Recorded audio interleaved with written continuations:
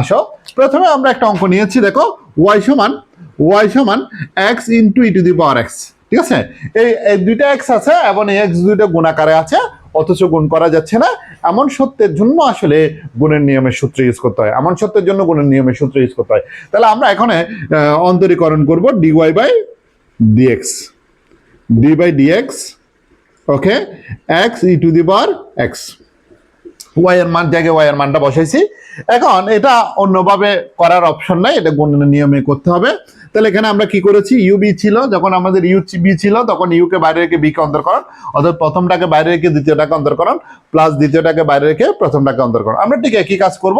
এটা যদি আমরা দিই প্রথম অংশ, অথবা ইউ, এটা যদি আমরা বি ইউ বলি আর এটাকে যদি বি বলি, তাহলে ইউ কে বাইরে রেখে অর্থাৎ এক্স কে বাইরে রেখে বি কে অন্তরীকরণ, মাইনাস বি কে বাইরে রেখে ইউ কে অন্তরকরণ। ঠিক আছে, আমরা এইটাই শিখছি মূলত।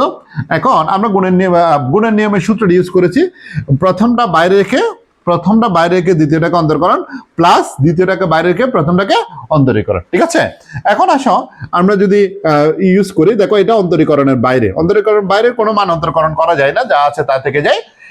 এখন আসো ই টু দি পাওয়ার এক্স, আমরা কিন্তু গত ক্লাসে শিখেছি ই টু দি পাওয়ার এক্স সমান ই টু দি পাওয়ার এক্স হয়। তাহলে ই টু দি পাওয়ার এক্স সমান ই টু দি পাওয়ার এক্স হয়, এই ই টু দি পাওয়ার এক্স সমান ই টু দি পাওয়ার এক্স হয়, এটা বসাই দিলাম।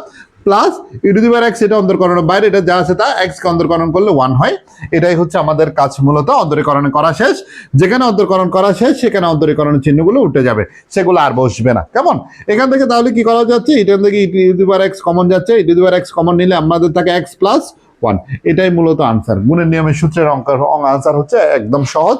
আমরা যদি বুঝি তাহলে আমাদের জন্য অঙ্কগুলা সহজ। তোমাদের এর আগের সূত্রগুলো যাদের ঘাবলা আছে, যারা এখনো ভালো করে বুঝতেছে না, আমরা কমেন্ট বক্সে তোমাদের আগের ক্লাসের লিঙ্কগুলো দিয়ে দিব, তোমরা ক্লাসগুলো করে নিতে পারবে। দেখো আমরা পরের অংশে যাচ্ছি, আমরা আরেকটা গুণের নিয়মের অঙ্ক নিব।